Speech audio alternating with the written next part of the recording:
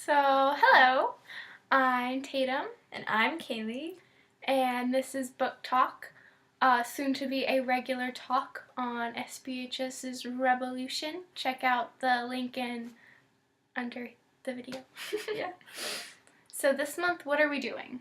We are going to start with science fiction because it is November, Science Fiction Month. Which is my favorite month, and also National Novel Writing Month, so get on Nano.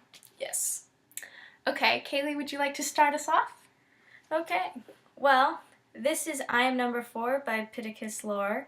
It is a series that's also been made into a movie, not yet finished, but almost. Basically following the exploits of a boy who is an alien. He came to Earth with 7 other people. Nope, 8. It was 8. 8 other kids from a planet. They are the last 8 remaining of what is called the Guard.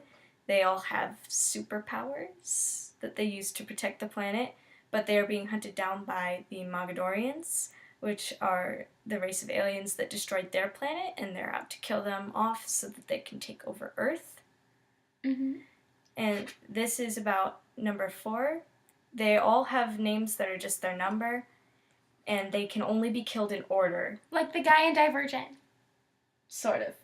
But not. But not really. Okay. They can only be killed in order. Numbers 1, 2, and 3 are already dead. So it's 4's turn. It's 4's turn. And this first book's basically just about him growing into his powers and how he learns to fight. So what are some appealing literature techniques this P. Lore guy uses? Because I can't say his first name. Well, he uses a lot of very interesting presentations of flashbacks. Usually when you get a flashback in a book, it comes as a dream or as some weird, traumatic experience that brings you back. This, however, uses flashbacks to tell you what it was like back on their old planet Lorien before everything happened. And it happens there's this special crystal that you touch, and they come back. And then it does start coming back in dreams, but it was kickstarted by the crystal, so that makes it a lot different, and I just like seeing that. Cool. Kind of like Superman. Mm-hmm. Like with the Fortress of Solitude? No, nothing like Superman in the Fortress of Solitude. There's also great characterization in this novel. One of my favorite characters, Sam Good, it has especially great characterization. They do a lot of different things with him, make him very realistic to how a teenager would react. Oh, he's one of those characters. Okay. Those are good characters. Yeah, but they're like realistic teenagers, and realistic teenagers are just kind of blah. Well, he's a realistic, nerdy teenager. Oh, okay. Does that help? A little bit. Yeah. Cool. So, who do you think would want to check this out?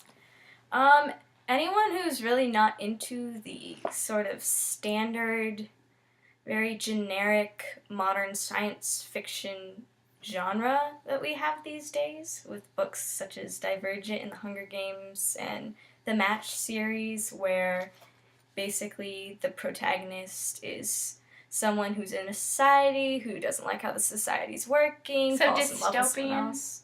Yeah. Dystopian love triangles? Nope, this is aliens. So if you like aliens or superpowers or even superheroes, all combo. It works.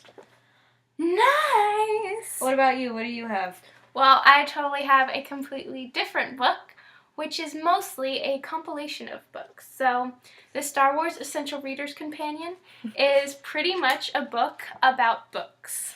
So, the Star Wars universe, called the Expanded Universe, continues after the movies, which now it's not canon, but the books are still amazing, and if you really love reading science fiction, you love Star Wars, you love the plot, the characters, everything, I would suggest checking this book out so that way you can find the perfect place to start, because honestly this book has everything you want, and it gives summaries of the books. It also has amazing art. Yes, if you know what scene that is, then you need to contact me. It's from... Yes, I can tell you. Haha. Are you kidding me? It's from Visions of the Future by Timothy Zahn, who I do enjoy, but can't actually get through his novels. Anyway. And you've gotten through the entirety of this? I have. There's sticky notes. Yeah, there's blurbs about comic series and video games because this is just novels. And with every novel, there's also little fun facts about it, like for example, in one book, Mon Mothma, the lady in Return of the Jedi, was supposed to die, but Lucasfilm didn't want to kill her off, so she didn't die. And continued to go on for a very long time, even though she's quite annoying. But yeah, that happens a lot. Yeah, I would really recommend this to anyone who just loves Star Wars and art and just wants to know more about what happened that doesn't deal with the movies, because technically this will not be in the movies. But, I mean, I love it anyway. The characters are so deep, and I just really get into this a lot. So if you're very much into plot, yes, you need to check out this and book. Characters, yes, because the plot is very deep and very long, and it never ends. Well, I mean, kind of, but look at this book. This is a book on books, and there's like 4 per page, so go ahead with the plot. Yeah. Yeah. So you should definitely check them out.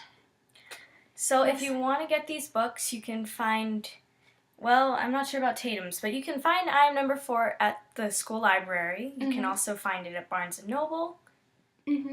Or Amazon, online, anywhere. Yep. Yeah, and this one, you'll probably be good at finding Barnes & Noble. You could request it at the library, just ask them at the front desk, and they will kindly order this book for you, for everyone to share, because it needs to be shared. They need to know the story. Yes, all the deep stories. So, that's our edition of Sci-Fi Book Talks. Next edition will probably have to do with the other half of this month, and my personal favorite, fantasy genre. Ooh, I feel some costumes. We'll get into that. Definitely. Oh, yes. Okay, see ya. Leave any comments on any books you'd like to see on this. Recommendations, and you can send those recommendations to the email address in the link below. Okay. Bye. See ya.